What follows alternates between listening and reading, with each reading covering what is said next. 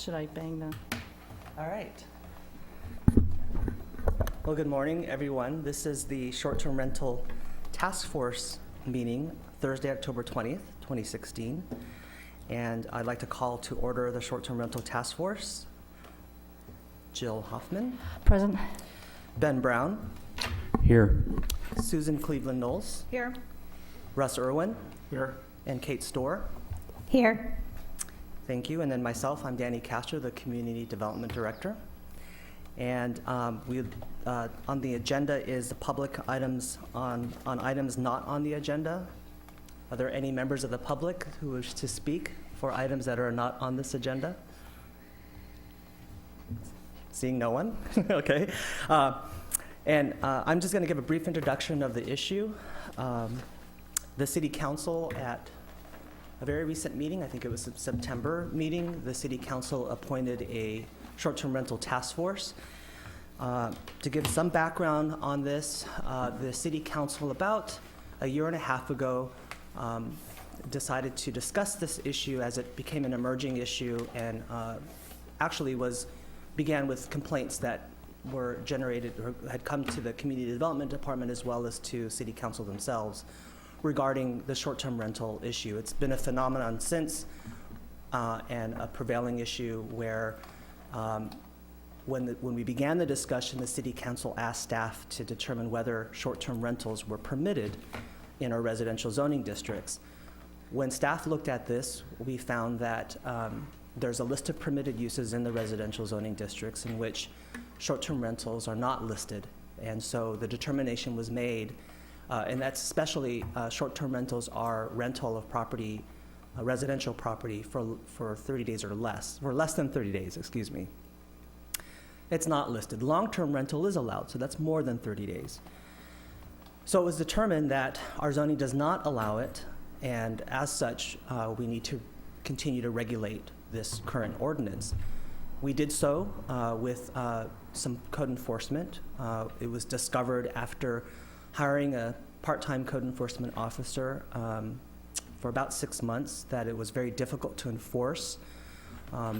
For a variety of reasons, it was difficult to, while we had complaints and we were able to respond to those complaints from neighbors, we found that when you tried to find them on the websites, it was very difficult because the websites and the host platforms do not disclose addresses. If we were able to determine from a photograph, it was because we were able to recognize the location and, then find out. But folks have become smart, and this is just not in Sausalito, but in a lot of other communities where they either prohibit or regulate short-term rentals, where they have photographs, but they're typically in the inside. And so I think people are becoming smart so that they're perhaps, hosting and not indicating where they are. So a lot of communities are struggling with this enforcement issue. So it was found to be very difficult and very time-consuming because proving that they are renting short-term is also difficult because we don't have receipts and they're not registered or licensed with the city for us to then properly enforce what are alleged, short-term rental activity in the city.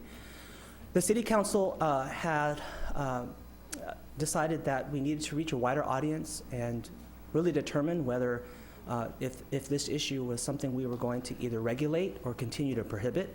So there were community forums that happened earlier, early summer. We held 2 community forums. Well, we had a working group that was established to discuss the issue. We had 2 community forums in which we advertised. We had them both at the Bay Model and with good attendance, very good attendance. We also had a survey that was on Open City Hall. It's a survey portal in which people were able to provide their opinions and take the survey.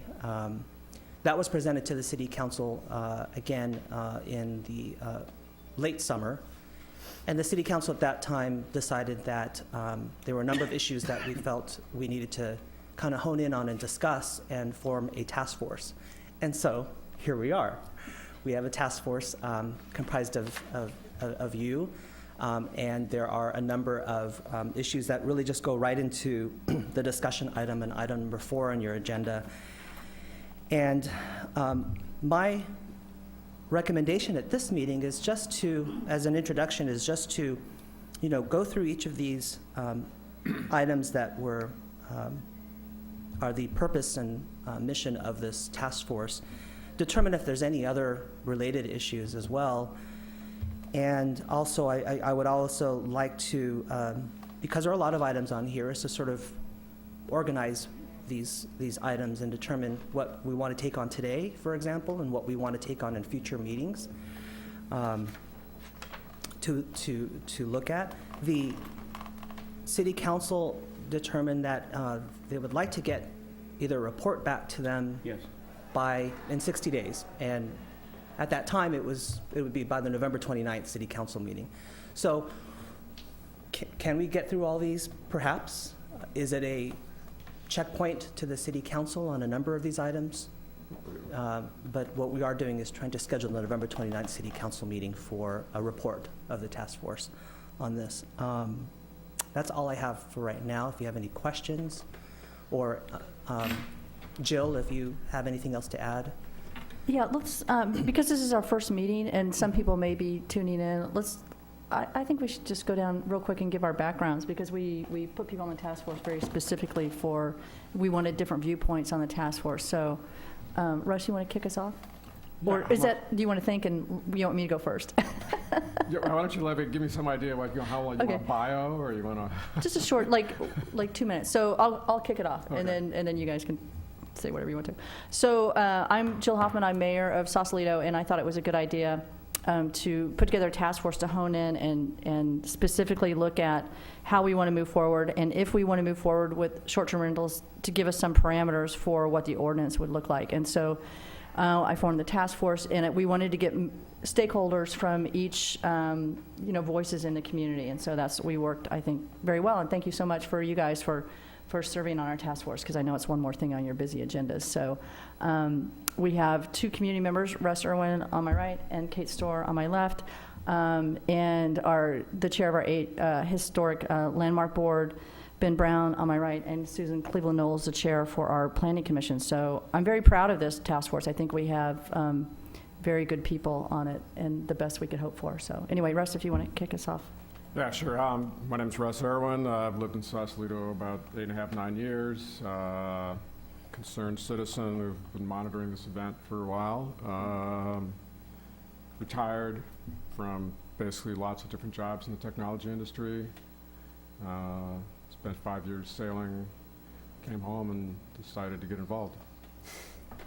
Great, thanks. Ben? So I'm Ben Brown, and I'm currently chair of the Historic Landmarks Board, in which I've served for about 2 years. I've been in Sausalito for 5 years since returning here. I'm a neuroradiologist by profession who did his professional training at UCSF and Stanford.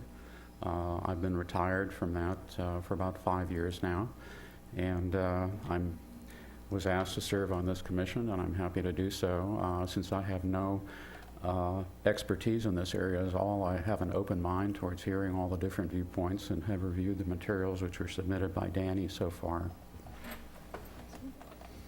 I'm Susan Cleveland Knowles. I'm the chair of the Sausalito Planning Commission, and I also served on the Housing Element Task Force as a community member. In my day job, I'm a land use and transportation attorney in San Francisco, which has also been struggling with the short-term rental issue. So I'm happy to participate and looking forward to it. Thanks. Kate?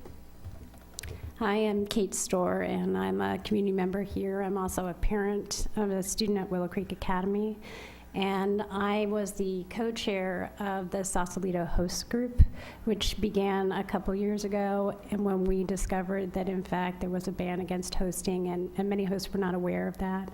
So we did a lot of work around reaching out to hosts, many of whom were reticent to come forward when they realized that they were doing something that was not allowed, to start to understand the nature of hosting in the community, to gather data on how many hosts there were, why they were hosting, and what some of the issues were. I was then been part of the short-term rental working group that reached out to the community and held several community forums and gathered feedback from the community.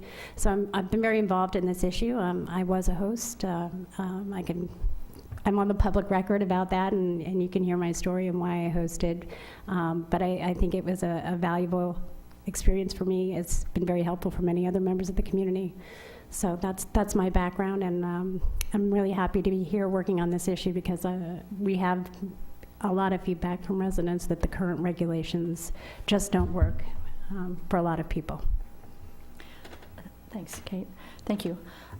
So looking through our discussion agenda, Danny, do you have any idea from your perspective on how you want to prioritize sort of what we're going to do between now and our next meeting, or?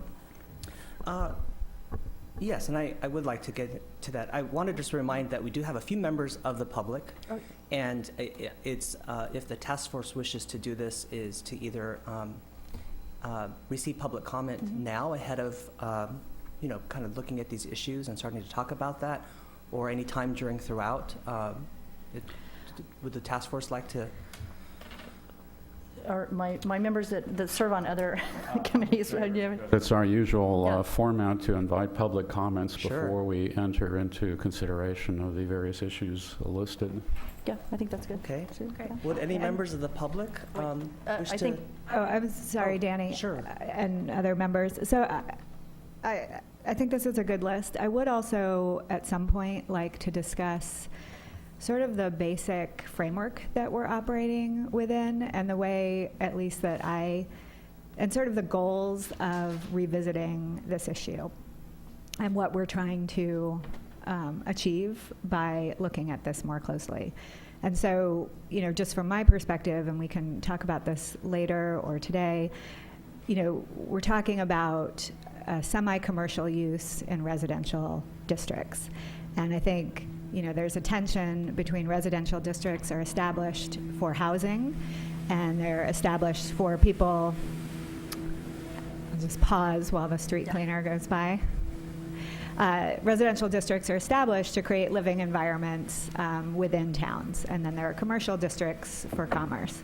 And so I think the tension that's come up in the short-term rental debate is about how to keep residential neighborhoods residential, but perhaps to allow some form of commerce to help families put children through college or to supplement income and to provide additional housing for tourists or business people here on short-term visits. So at some point, I'd just like to, but there are impacts from that on the residential districts. So at some point, maybe we could just discuss kind of each of our views, and maybe Jill could also let us know the City Council's kind of perspective on that balance. And having served on the Housing Element Task Force, I'm very sensitive to retaining our housing stock and prioritizing that and balancing that need with the interests of hosts of short-term rentals. So I'd kind of like to add to our discussion. I'd be interested in members of the public also kind of and their viewpoint. So Yeah, great. just to kind of frame the. Let's hear from the public first. Great. Okay. Yeah. Any member of the public want to speak on this? Hi, guys. Hi, Go ahead. Jill. Thanks, Susan. I understand. Kathleen, can you? Yeah. Yeah, if you don't I mind didn't coming to sign the up. podium. That's I okay. didn't get dressed this morning. I'm sorry. You're Things perfect have then. changed. I've been standing before the council and Danny and the forums for 2 years since the property next to me started short-term rentals. I remember Jill standing on my sidewalk saying, it is the sign of the changing times. And my husband, Robin, and I get that. And so I have actually gone from absolutely not being flexible with short-term rentals to understanding that we have to make changes in our communities. And that by and large, I support short-term rentals. But the key here, as we all know, is enforcement in a way that will calm the neighborhood. I see that in our construction issue at 617. It's not necessarily about the things they want to do, it's the things that they do, and then we don't go back and enforce the violations. I'll be dealing with another issue with you on that as far as parking goes for our own parcel. But also, Kate, I understand that you say that the current regulations don't work. I understand that I'm an elder and I may be looking at a short-term rental at my own home someday. But what I feel is happening, that the city has said, well, you know, if you can't beat them, join them. So if we can't enforce short-term rentals, then let's look into what short-term rentals would look like here. So I guess I'm just saying that it's crucial that if we enforce short-term rentals, that enforcement has to be enforcement. That we can't call the city, the police, the fire to say they're blocking public access to our parcel. They are making noise after 10 o'clock at night. They are pounding on the ceiling, and all of these things I think are important to the fabric of our communities. But if we can't call the police and get action via a knock on the door to the host, in my case, the host doesn't live there anymore. It's the tenants that are hosting Airbnb. But that said, if we have your support and the police department's support and a task force support to enforce the rules that you make now with this task force, then I'm happy. Does that make sense? I'm not a college grad. Yeah. I think so. just feel that I'm willing to yield to the changes of Sausalito, but I'm holding tight on this enforcement thing because it affects me deeply, because I'm the one that lives next to a very troubled property, as you all know, 617 Locust Street. It's been a subject matter for Adam Pulitzer, Jill, the council, Danny, Kenneth, and Yep. it's an Airbnb as well. Mhm. So thanks Yeah. for your Sure, audience. yeah, Thanks, Jill. of course. Thanks, Danny. Any other public comment? Go ahead.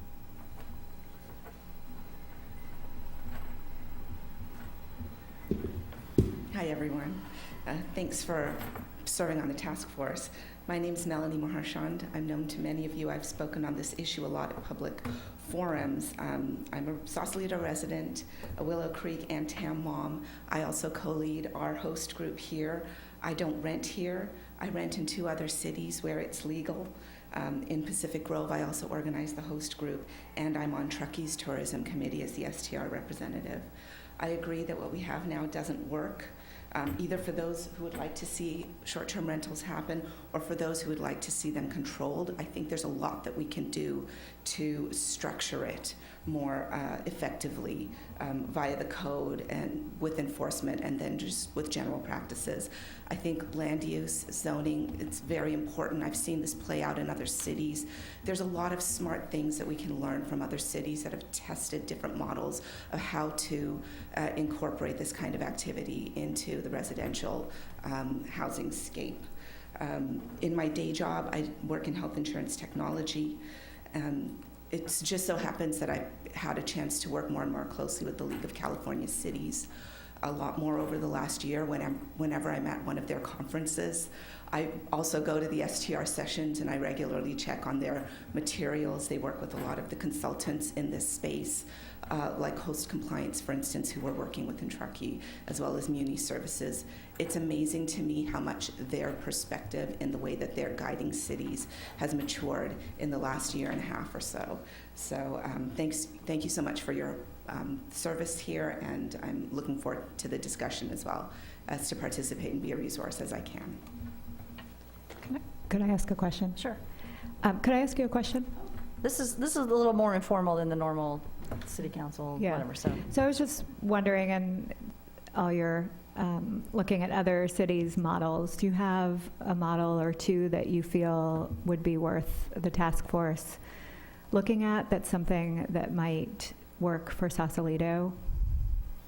For sure. I think there are a couple of them. Just off the top of my head, we actually prepared a policy brief that we shared with Danny. Kate and I prepared a policy brief that we shared with Danny, and it reviews a number of cities. I think there are some that are very open-ended. I don't think that necessarily works for Sausalito. I think there are some that are extremely strict. I think we can cherry pick what works. You know, there's some issues in other cities that don't rise to the top as much as they do in Sausalito, or things we want to bring to the fore. I think Pacific Grove is a really good one to look at. Some of their things are a little bit, they've been doing this for 5 years. They've had several rounds of review and changing their code. We might not want to start there, but I think it's worth looking at it. I have a question for you as well. In this Sure. data, is there any information about cost neutrality or revenue balance between expenditures and receipts for communities that have effective enforcement of short-term rental regulations? Sure, absolutely. And a couple of presentations that I've done to for the city and at the community forum.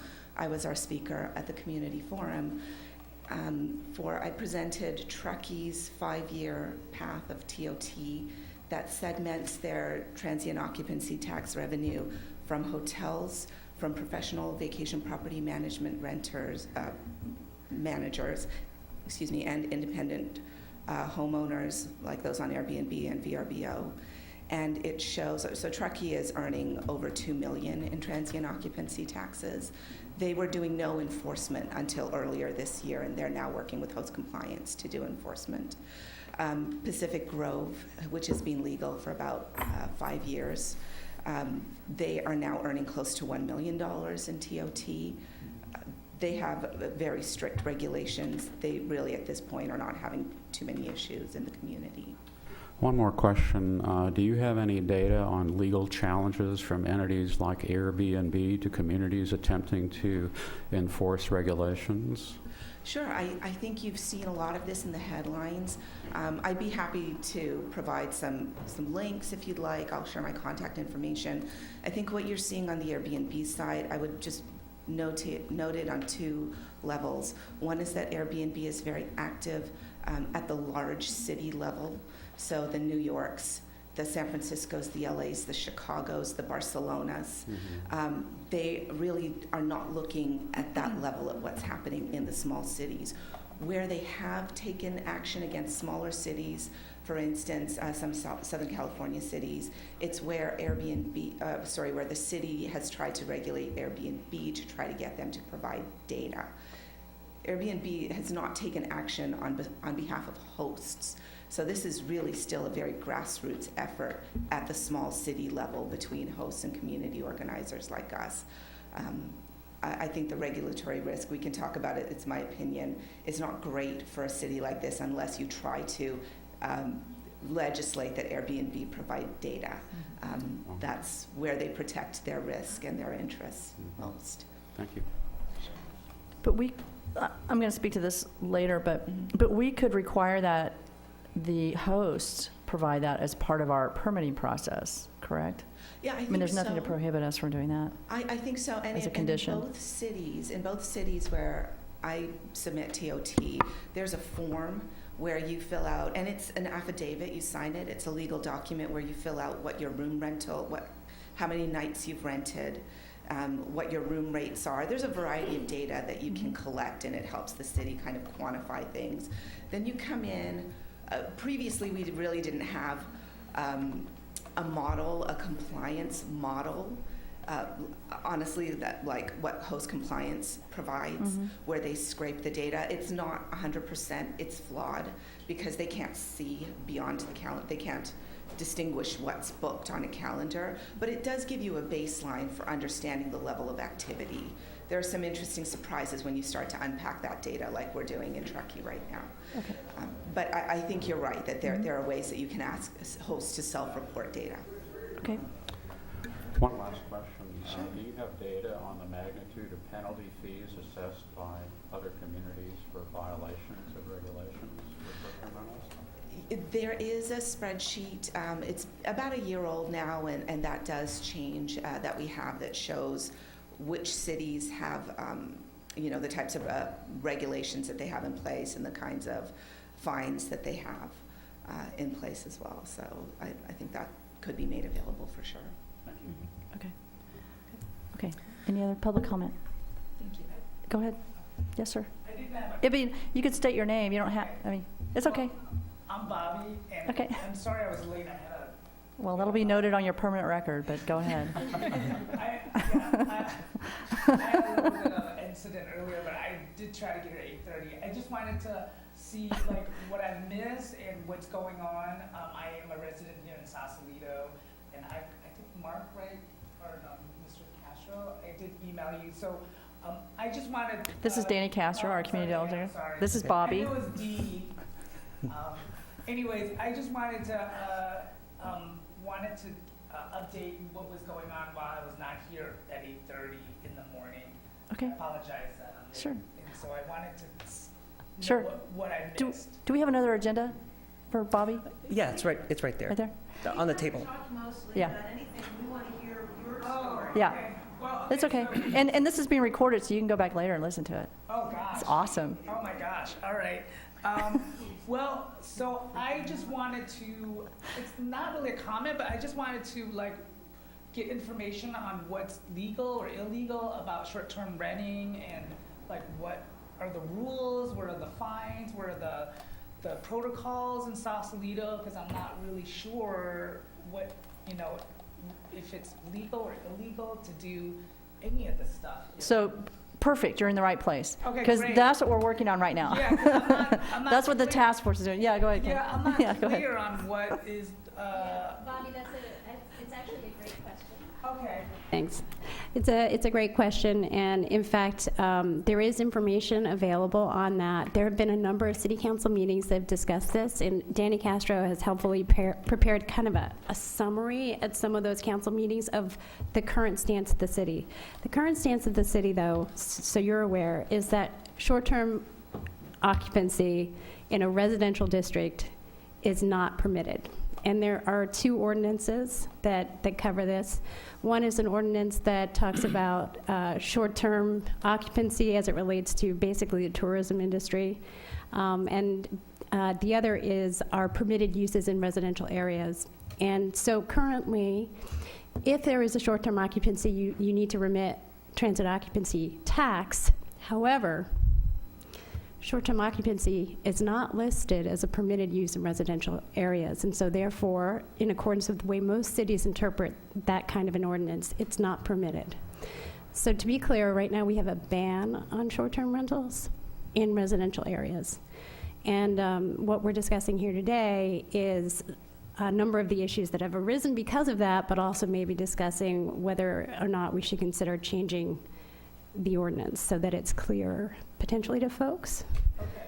Yeah. So, but you can find more information about that in the past city council meetings. And there's also a short-term rental host group, which Mel and I co-chair, which you're also Oh, that'd be great. invited to join. Okay, great. So residential meaning, I mean, isn't the whole city residential? Maybe I'm just, I tell you what, how about if we go on with our meeting and then you can Yes. talk with Mel, or Danny, or, yeah, of course. Thank you for coming. Thank you for your participation. We like participation in Sausalito.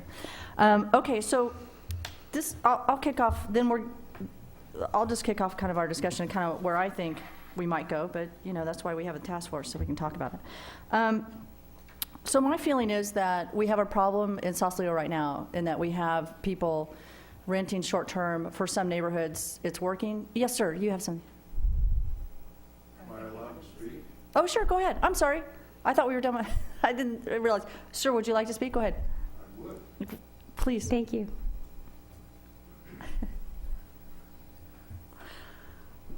My name is Fred Horner. I'm a retired naval officer. I've lived in Sausalito for over 30 years. My wife and I have restored 2 properties. We have owned 3 flats in the city of San Francisco.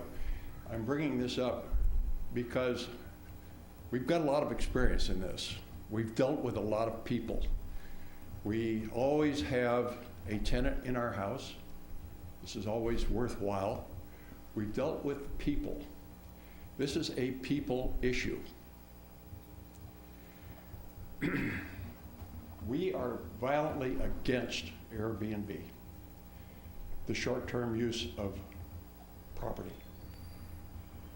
because It starts off with strange people in our neighborhood. We like to think of ourselves as responsible co-tenants of our city. When we see strange people, strange cars, strange dogs, we have concerns. We find out that they are renters. As you well know, the noise, the mess, the trash is unacceptable. And this is because of people. There are 3 classes of tenants. And as I speak from 60 years of travel, many, many years of rental property, there are 3 levels. The owner-occupier, top of the line. They are concerned, it's their property, they're concerned with their neighborhood. The second is the rental. Now, the rental doesn't have quite the concern for the property.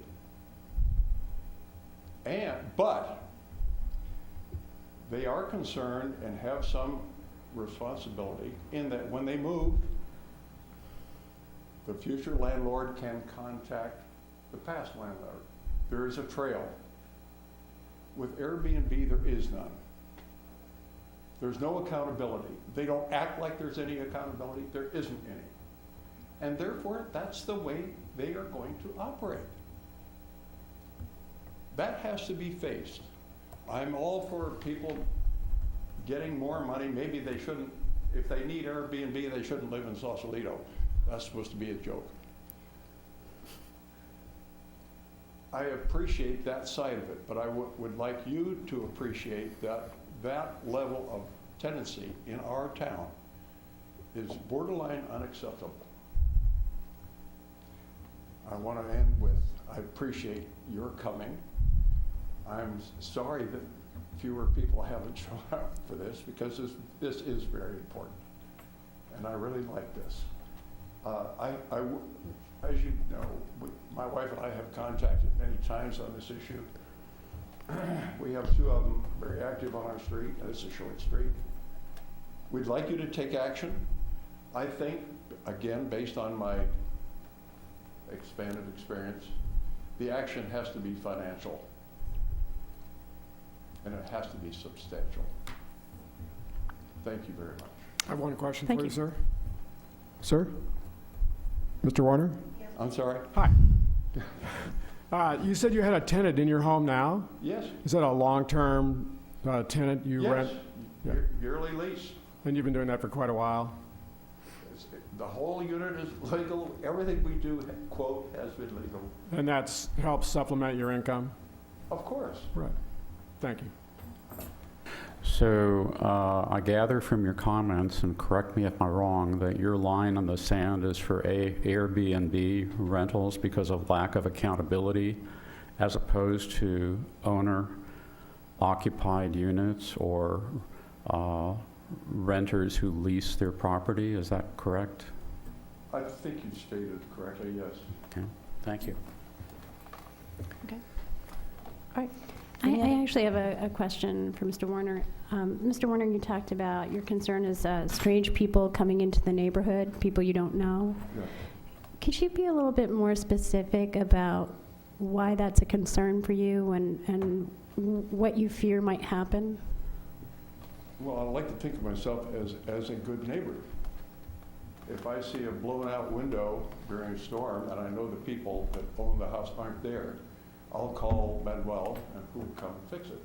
That's what I've learned over the years, being a good neighbor.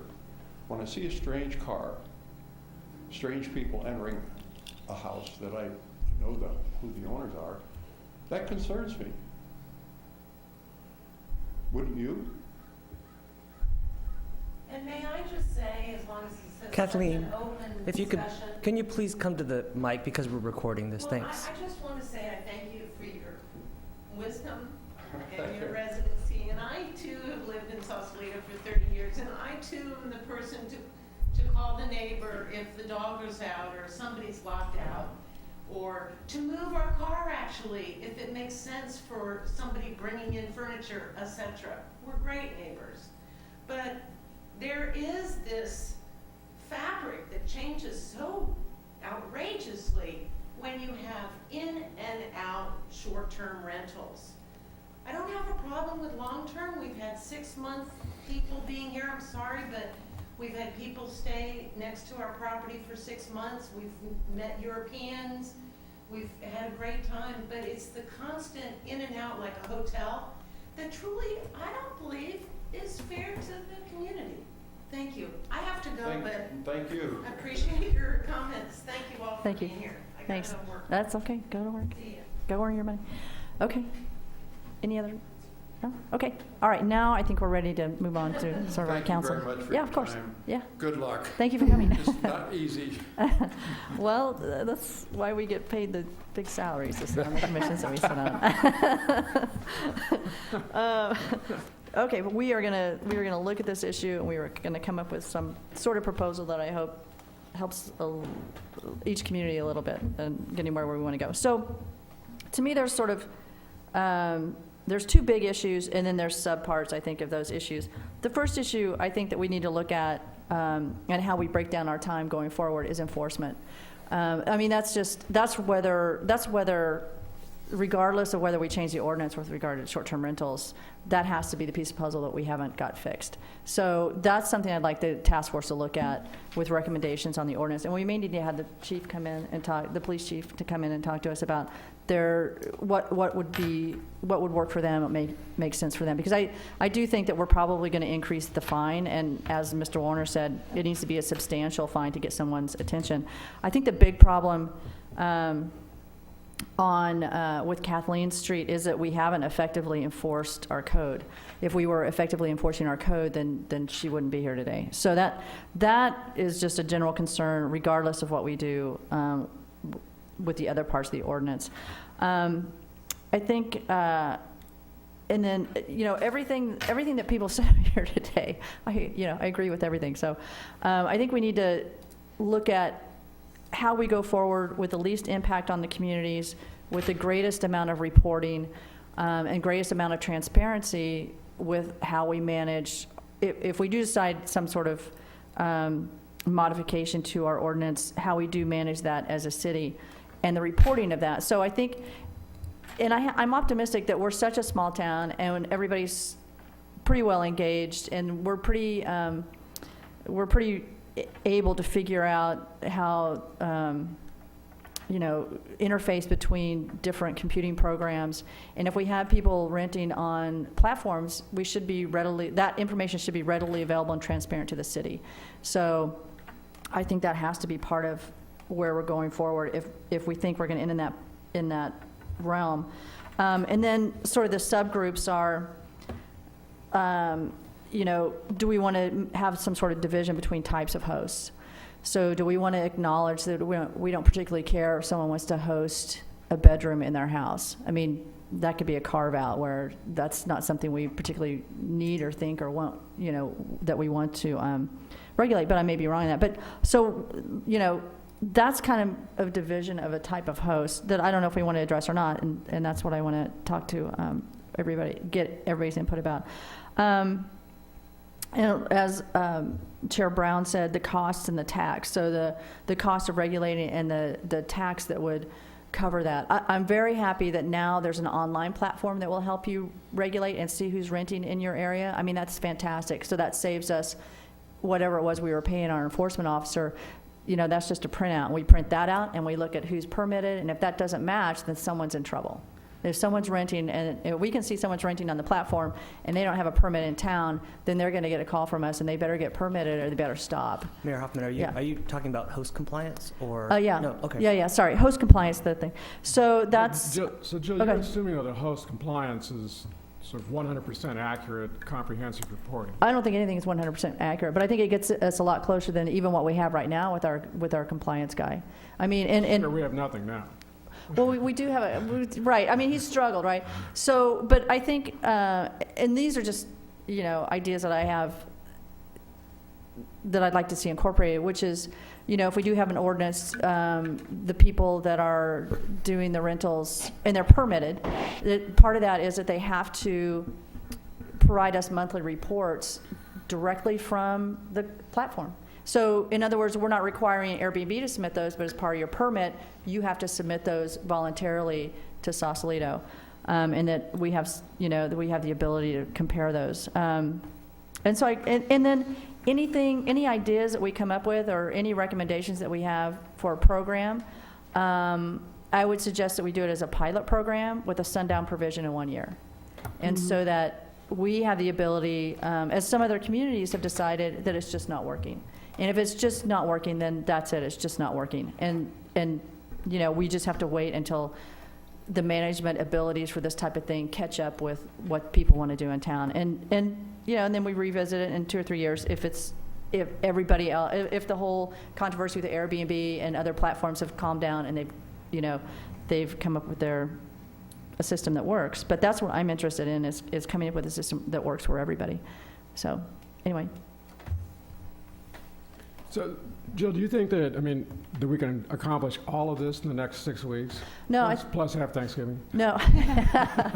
I am for Thanksgiving. Want that clear on the record. Motion for Thanksgiving. I think we unanimously Is it voted we are apple pie or pumpkin pie? Sir, I'm not, nice try, I'm not devolving into that. Yeah, well, I think in 6 weeks, I think in 6 weeks we can come back to the city council with a very clear agenda about how we want to move forward, right? These are the three, we have the, whatever those three objectives are or four, that maybe that we're going to work on a clear enforcement, and that's kind of a different track. And then if we're going to do a pilot program for short-term rentals, how that's going to look. And so I think that's doable. I have confidence that we as a community can come up with some kind of pilot program that we can implement and see how it works. I think, and that's just part of successful business evolution, right? Which I want to bring to Sausalito in our management of our town. That you try different things and then you go with the path that actually works, and you jettison what doesn't work. But you have the ability to jettison that fairly quickly, instead of being bogged down in years of not actually coming up with a solution that works. So just to clarify, you're saying you think in 6 weeks we can deliver a plan for a pilot program? I think, no, I don't think we can deliver the plan, but I'd like to be able to tell the city council, this is what the task force has come up with objectives, and this is where we're going to be working toward in the next 3 to 4 months, and then maybe come back in the spring with a pilot program. So a plan for the plan? Yeah. Okay. Yeah, I think so. I hope so. Yeah, sure. So thinking about the process here, since our staff has a number of bullet points for discussion, we might consider prioritizing this in what order we want to consider them, and hopefully address the concerns which Jill has expressed here about enforcement. And I favor the idea of having a pilot project with whatever we come up with so that we can try it out, because sometimes experience is better than a plan.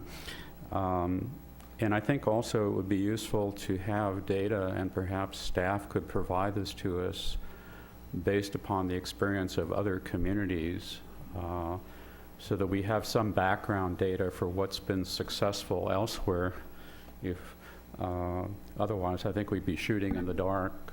There may be people on this committee who have direct experience with this, but it'd be good to hear what other communities have found actually works as opposed to doesn't work. And I have one more comment on enforcement. One of the things that struck me most about the memo from staff was of the 3 violators who were considered and 1 who was fined. They never collected any money, for the fines.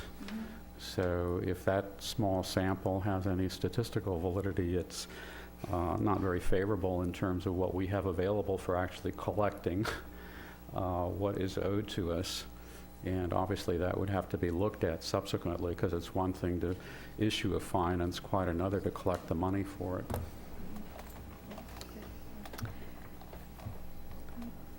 So I like the way that you broke down enforcement, as one issue, and then maybe elements of a potential ordinance to provide some flexibility.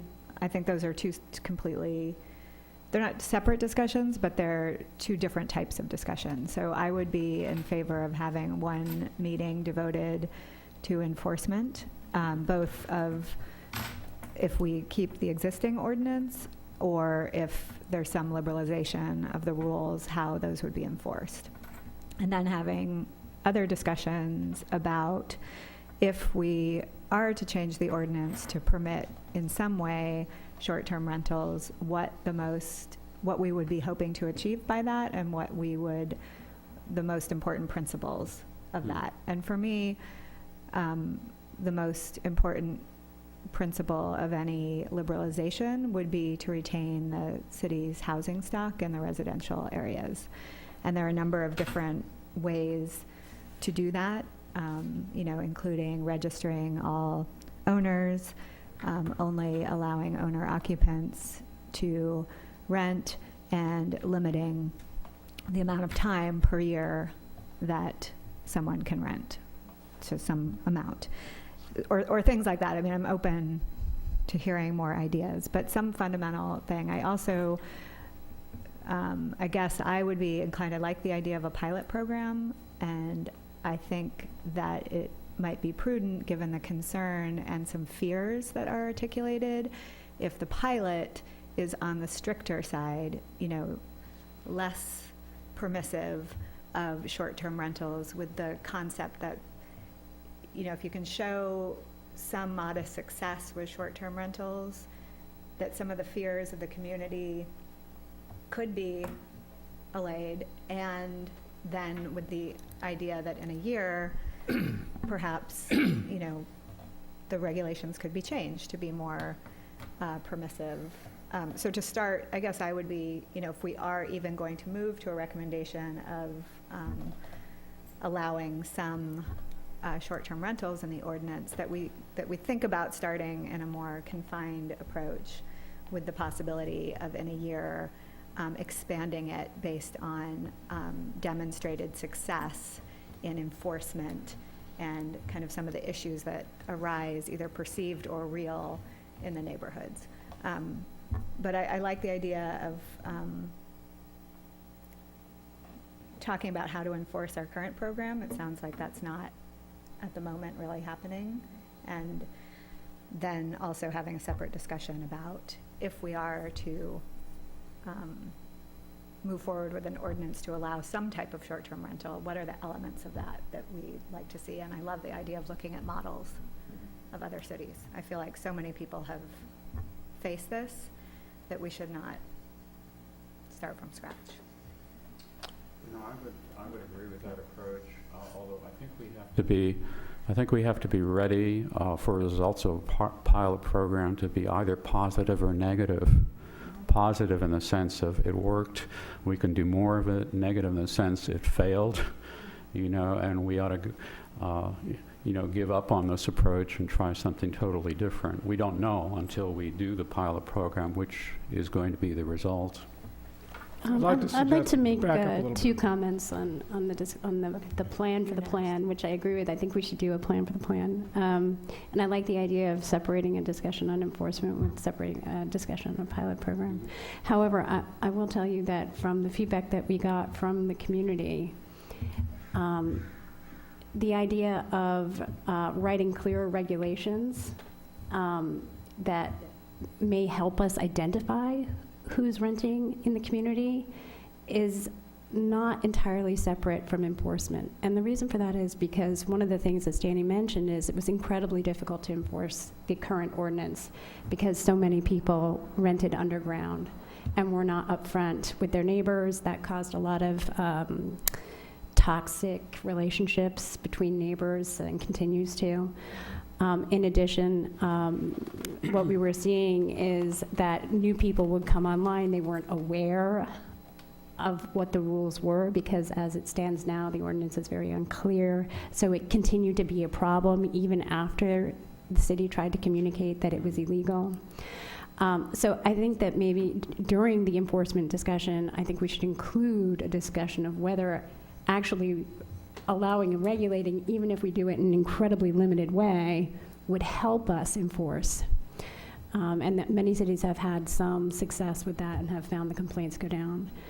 The second point we were talking about, looking at a pilot program, the city actually did have a pilot program on this, and it did fail. And it failed in two important goals. One, it failed to collect TOT, and second, it actually failed to get people to register. And I think the major flaw in the pilot program, it was held during the America's Cup in 2013, was that there was a lack of communication to the community. So in other words, there was a lack of publicly available materials on the city's website about what's allowed, what's not allowed. There was a lack of communication that the program was even happening, right? So if we are to consider a pilot program, I think one of the most important things that we can do is actually include within that a communications plan and ongoing communications for the residents, many of whom are actually very confused about what's allowed. You know, they go on Airbnb and they see lots of listings for Sausalito. So it's natural for them to assume that it's legal. Why would so many people be doing something that's illegal, right? Right? You know, you can understand where they're coming from. But so I think it's incumbent upon us to do a better job of communicating with community members about what is allowed and what is not. Yeah, no, I agree completely with that. So, Russ, you're up. Yeah, from a process standpoint, Danny suggested that we select a chair, which I think is probably a good idea. Oh, okay. Agree? Before you got here. Kate was previously the Was I- chair. Who's, You three already have chair responsibilities. okay. So I will volunteer since I am not a current or past chair.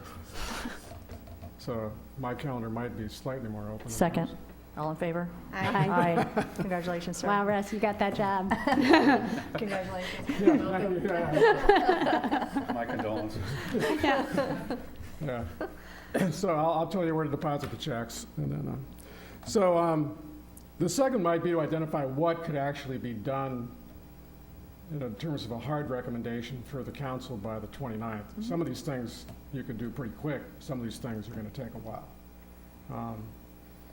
Changing fees, changing penalties, we could recommend and could be acted on immediately. Mhm. I don't think we're going to collect anything, but damages would start accruing, and people who are breaking the law as of that point would at least have a larger potential claim against them in the future, depending on what we decide to do. If we change it in the future, then it doesn't matter. I don't know what else we can actually, other than having a plan for the plan, we could really deliver to the council as actionable items for them on the 29th. Not trying to be pessimistic, just some of this stuff takes a little work. Let's. I think we can, This is the 29th of which month November. November. of November? Basically, the first week after Basically, Thanksgiving. have 1 month to do all this. Yeah. Really 3 weeks because of the aforementioned pie-making holiday. I think we could accomplish selecting maybe 1 or 2 models of other cities that we think are effective. And we did have a community meeting in which we had some of the city planners from a couple of nearby cities come and talk about their experiences. So, you know, we could go back and summarize what they said, because that was very helpful. Yeah, I think we could get, we could get 2 meetings under our belt, one specifically about enforcement, and the second one specifically about sort of the parameters of the plan and how we move forward. And so the 29th wouldn't be anything for action for the city council. It would be an update to the city council, and then discussion amongst the city council. And if anybody has any great reservations, any of the city council members have any reservations about the direction we're going, then they can voice them at that point. But I think it would be more, not just for city council, but also for the public to know kind of what we've done and where we're at with regard to those 2 issues and sort of where we hope to end up. That's kind of, so I'm looking at my calendar here. I'm I ask- optimistic I'm optimistic that maybe if we don't all agree on the exact approach, I would be optimistic that we could at least outline several options to the city council. For example, option 1, enforcement only, no change to the ordinance. Option 2, a very limited liberalization of the rules. Option 3, maybe a little bit more broad expansion of the rules, or, and what the elements of each of those options would look like. Which is what we're looking at going forward, in other words, like telling them what our agenda is? And just to get feedback from the city council on, is this worth pursuing? Are they still at option one, leaving everything as is? Or is it worth continuing to look at, and I'm not saying there have to be 3 options, this is just an example, but, Yeah. And between option 2 and 3, is there one that they would prefer us delving into deeper?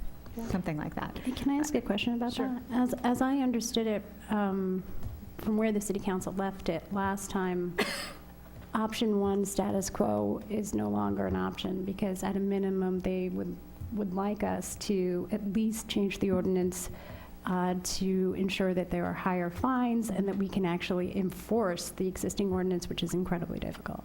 Right. So as I understood it, status quo is not an option at this point. Is that correct? Is that everybody's understanding? With regard to enforcement, I think that's right. Okay. Yeah. Yeah, I think so. So, okay. So why don't we're at an hour now, and my goal is to keep these meetings to an hour. Oh, really? But Okay. even though I'm not the chair, because Russ is the chair. But, yeah. Does anybody else have that goal in mind, or That's a great other goals in mind? I think that helps keep you focused and moving forward, and Sort of also, like playing timed chess? uh-huh.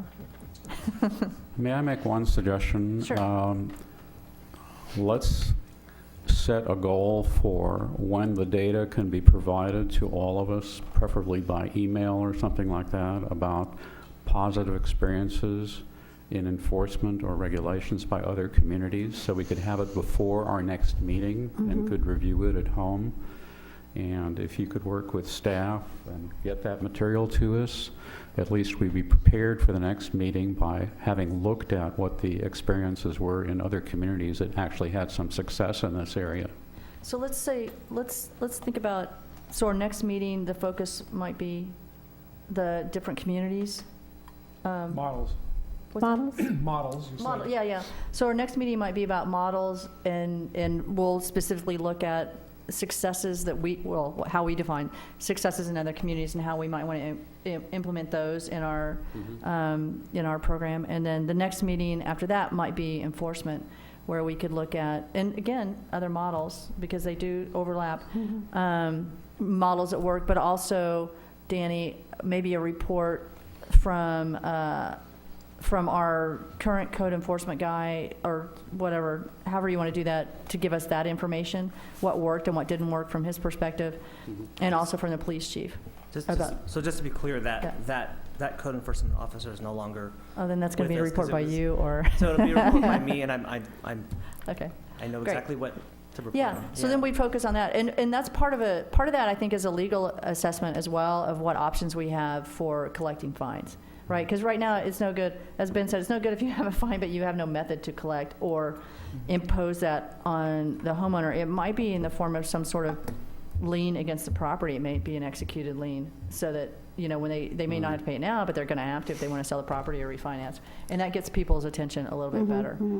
But, so that's kind of what I'm thinking. Thing here as well, and that is host compliance. I downloaded the information from their website, and as part of our discussion of enforcement, which may be at the second meeting, we ought to give some consideration to what services they might be able to provide.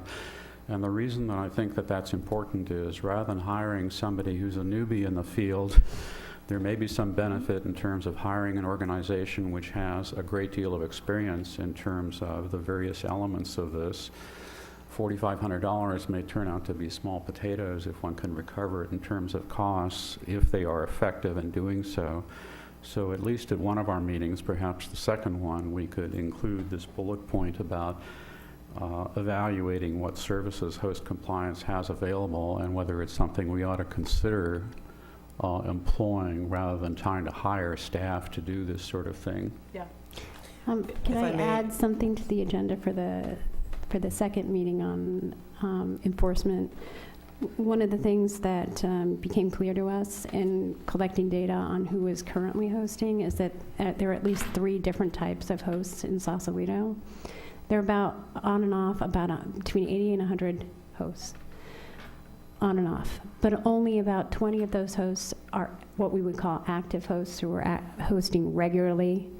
And of those, only about 6 or 7, and then Danny, you'll have to clarify that, but only about 6 or 7 regularly receive neighbor complaints.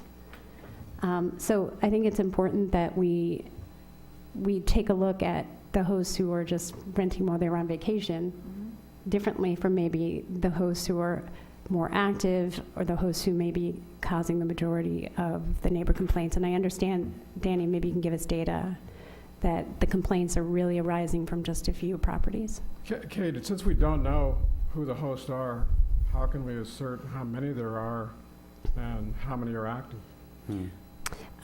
Actually, there's some wonderful online tools that provide that data that are scraped from the hosts, from the platforms, basically. So we can bring that data to the meeting and we can look at it. Also, on the agenda item, there's a discussion about working with the platforms. And I think maybe it would be helpful for us to reach out and hear what is happening on the platforms with respect to helping communities such as ours manage short-term rentals, and I'd be happy to do that if we're interested. I think that'd be, that'd be great. That'd be great because we could be the shining example for the platforms about how it could successfully work, right? Yeah, Because or they could. it could be. I'm saying could. I'm optimistic because we're small enough, right? You're aware of the litigation right now between Oh, yeah. Airbnb and City of San Francisco? Of course, sure. Yeah, But they should. their they should, position is I that know. they will turn over nothing, and they're hiding behind the federal That may be true. Communications Decency Act. But if they say, but if our people who are registered here want to do that voluntarily, this is how they can do it. So, or so for instance, and I'm just throwing this out, for instance, if I'm a person that rents on Airbnb and my town requires me to have transparency with regard to my listing and my rentals on all the platforms then Airbnb should be able to give that renter the ability to do that easily with the city. In other words, they give the city, here's my passcode, go in and look and see what I'm doing. And that way you can reconcile the tax records with what they're renting. So there are ways that you can do it. You can do it now with regard to the renter just forwards their monthly report to the city. So there's all kinds of ways that we can do it. And this, like I said, this could be a success story for I think it's the actually potentially even more interesting because, as I understand it, the platforms are developing tools that allow neighbors to report complaints. Yeah. And I think if we could learn from them what is coming down the pike, it might help us. So, Or might not. following up on Jill's desire to finish in an hour, Yeah. and maybe 15 minutes, I think we're talking about having a next meeting about models and seeing if there's anything we can learn from past people. I'd like to add to that maybe something from Susan or Bill Werner about the ADU impact, which is also on the agenda from the City Council, and whether any modification of turning those ADUs into short-term rentals impacts the housing element of the general plan and in the reporting we've already done for compliance with the state. Is that something you want to add to your plate, or is it kind of hopefully? Yeah, I can talk about that either today or next time. Right now, we don't have any rules about when you create an ADU, that it has to be occupied in a certain way. It's just another housing unit that's subject to all of the same current regulations. So it would be prohibited now to rent out an ADU as a short-term rental. Is there anything in our, In a I'll residential open this subject district. up because we won't finish our meeting. But it is, and then for the housing element, I think the entire discussion, so we have, our housing element is certified by the state, and it's certified for 8 years. And so we don't have to have another housing element compliance until that time. And I don't know the date, but 2021. 2021. But one of the ways that we were able to obtain compliance with state housing element law was to demonstrate an active ADU program, both to legalize existing ADUs that were already in the housing stock but not recognized, and second, to create new ADUs by softening some of our zoning rules about maximum FAR and parking requirements. So, So, right, so it would, in terms of state law, it will come up at our next housing element if a lot of our housing stock is being used not for housing, but for short-term rentals, then that would be a problem at that time. From this, so Just the housing element implicitly, when we perspective. submitted for compliance, it was that housing stock was not for short-term rental, yes. or explicitly? That could be. I don't believe there was a discussion in the housing element, but at the time we submitted the housing element, the current state of the law, as in most jurisdictions, was that residential zones do not permit rental of less than 30 days. But there was nothing to, in order to obtain compliance, we didn't have to explicitly say that. No, and actually, that issue was not really on HCD's, the Housing Community Development Department, on their radar screen, but I would expect that in 2021 it will be, because it's a big issue where housing is in high demand. So maybe a draft of a statement about that issue, since the city council requested it, could be prepared by you and/or Bill with respect to future implications. Or potential future implications. Yeah. Yeah. Right. I don't think it's an immediate issue, but I can work with Danny, and Planning Commissioner Joan Cox was an active member of both the ADU committee and the Housing Element Task Force, and Bill would be helpful too. Okay, so do we want to use Danny for scheduling, or do we want to try to hash it out ourselves? Let's do a doodle poll. Yeah, let's do a doodle poll. How about Yeah, that? We'll do a doodle That's poll. fine with me. Would you want next week for the first meeting? Because I see 2 meetings before November Yeah. 29th. And we want to schedule a meeting for next week and then another one, or at least the first one. Let's try meeting number 1. Mhm. I will send an email out then with a doodle poll for, Okay. and I'll try to give about 4 or 5 times and dates. And then the week of the 7th? Right. So we're So talking about a meeting on the week of the 24th, and then a week of November 7th? Okay. That'd be good, I think, and then we could Does do. this time Well, would there be work a for meeting everyone? during the week of Halloween as well, which is the week after the 24th? Yeah. Because there are several days then. Mhm. I think we have enough on our plate here that it's going to take time to work through all of this. I mean, it's going to take time to read through the material that you're sending to us first to sort of grasp what the important issues are.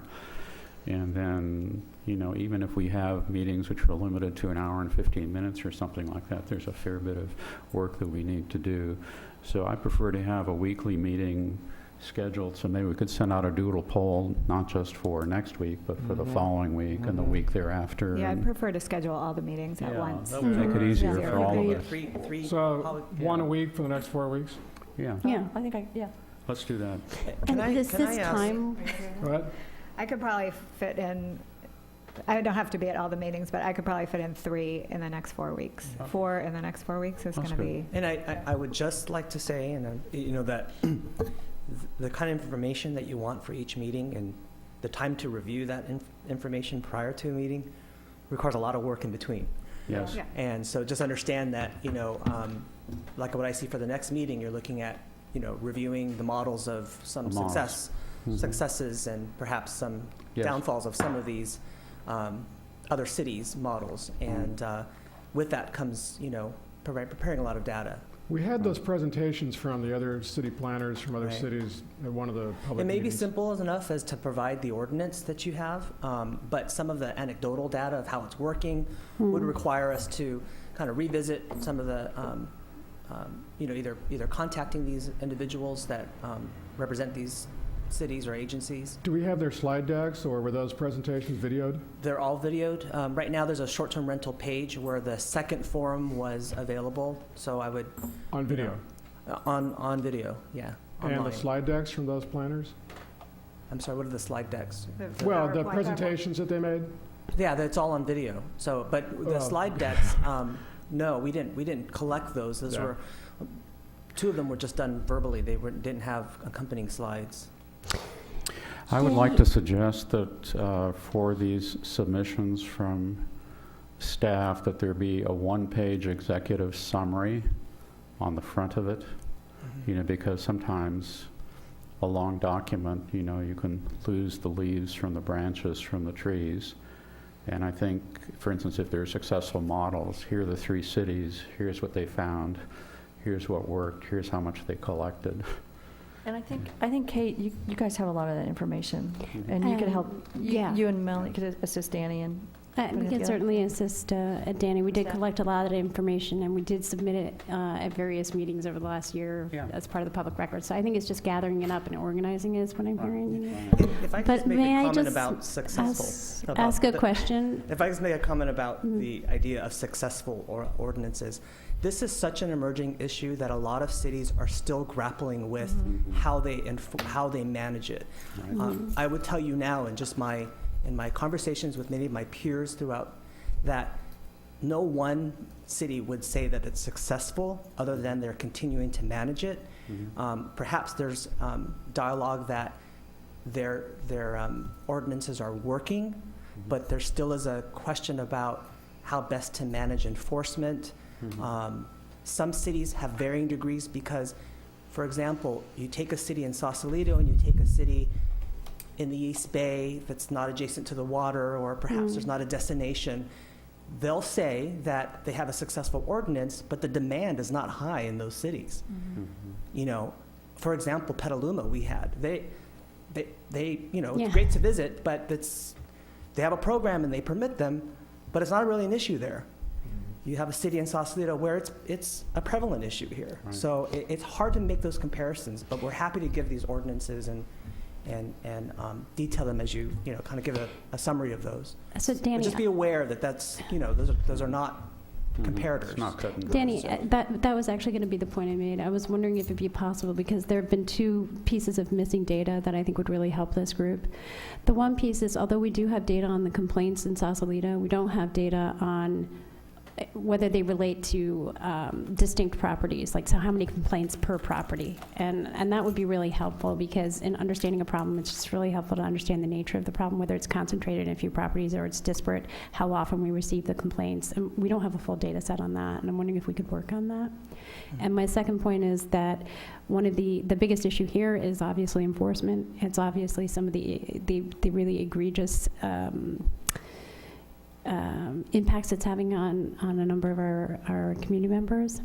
And I think it'd be really helpful when we define what is a success, is to look at those other cities and see whether what their complaint numbers are and how they may have changed after they adopted a resolution. And so as we're talking with other cities, I'm wondering if we could just gather that metric, right? What were the complaints before? What were the complaints after? I think that would help us a lot, And if it's possible. thank you, yes. The one thing I want to ask is, for the second meeting, I think we're talking about enforcement.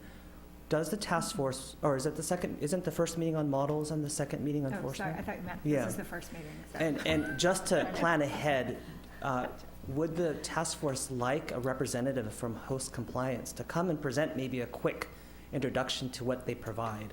Sure, if they want to come, yeah. Just if they wanna- understand, if of they- course, they're going to want our business, but I think it's just worth understanding and to query this person, this representative, as to what their success is. Right now, there are cities who are looking at them, and some cities in Marin have, in fact, just started